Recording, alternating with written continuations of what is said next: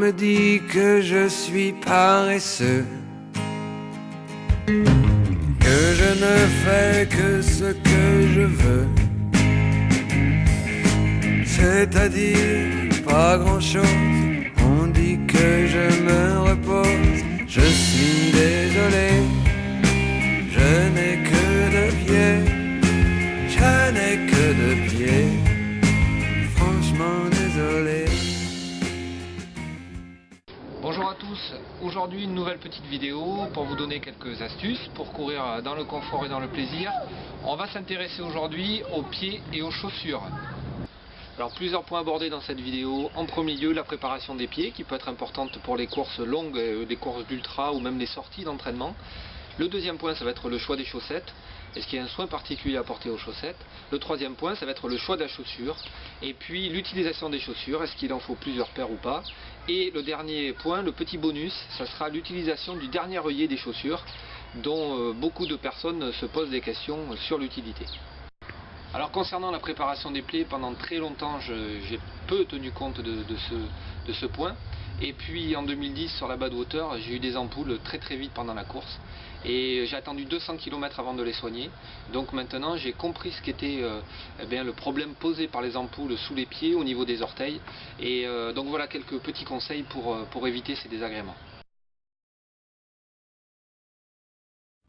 Tiens, j'ai reçu un collègue. Ah, mais tiens, tu vas voir. Avant qu'il te soigne, je vais te faire lire un mail sympa.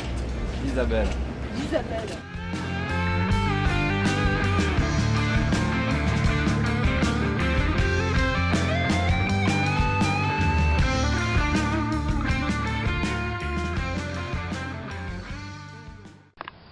Alors la préparation des pieds, alors c'est vrai que bon, 2 pieds, 10 orteils, autant de possibilités d'avoir des soucis. Certains coureurs vont avoir recours à des soins de pédicure, de podologue.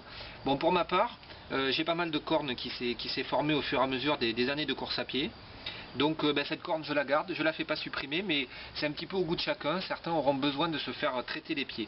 Ensuite les ongles, je vais les couper de façon arrondie, mais sans trop, je les coupe régulièrement pour qu'en fait il n'y ait pas de problème d'abrasion ici aux angles, et puis que ça ne vienne pas frotter sur les orteils à côté.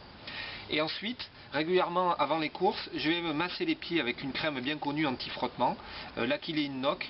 Et puis le jour de la course, eh bien voilà, je vais en mettre abondamment sur les pieds. Donc voilà, je mets pas mal de crème, je vais frotter comme ça, sans forcément chercher à faire pénétrer. Je laisse de la crème un peu partout. Et ensuite, voilà, je vais enfiler la chaussette sur ce pied pommadé, assez abondamment, quitte à en rajouter même par-dessus la chaussette. En tout cas, voilà, n'hésitez pas à en mettre beaucoup, ça peut vous éviter pas mal de désagréments, et puis surtout ça évitera donc toutes les formations d'ampoules dues au frottement entre les orteils. Alors concernant les chaussettes, je les préfère plutôt fines, peu montantes, en fait je les prends qui s'arrêtent à la cheville. Et aujourd'hui dans le commerce on va trouver des chaussettes, des soquettes, pied gauche, pied droit, c'est sur ce choix que je me suis porté.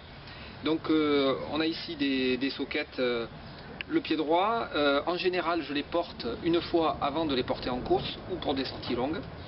Et ensuite je vais simplement enfiler la soquette sur le pied qui a été préparé auparavant. Et je vais prendre bien soin d'étirer complètement la soquette afin qu'aucun pli ne se forme au niveau du pied.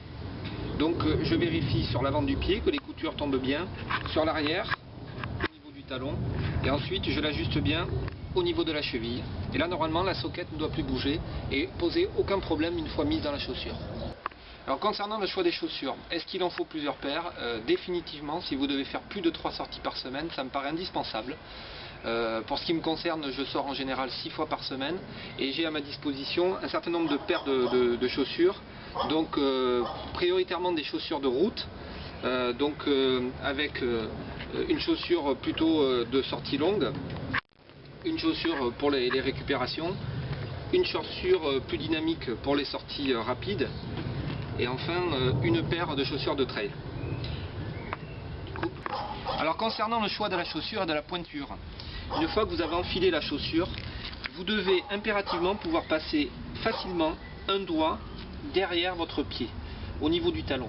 Et là, à ce moment-là, ça vous assure que votre chaussure est suffisamment grande pour que, une fois que le pied gonfle à l'effort, eh bien, vous ayez suffisamment de place pour que le pied ne soit pas contenu et trop serré, ce qui pourrait provoquer des ampoules et en tout cas des douleurs et vous gêner dans la course.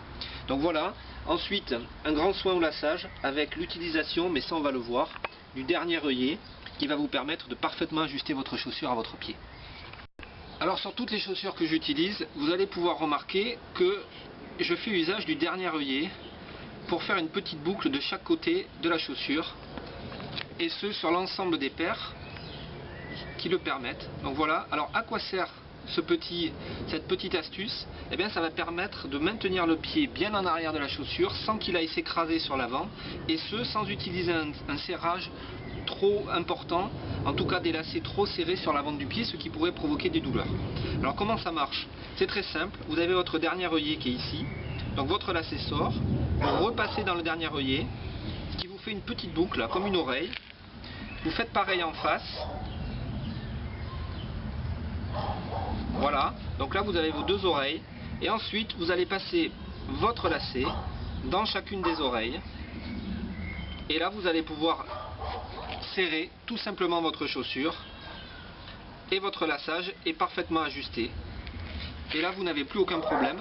Vous retrouvez le doigt à l'arrière du pied, et pourtant le pied est bien maintenu. Voilà, vous savez tout sur les chaussures. Bonne course à vous.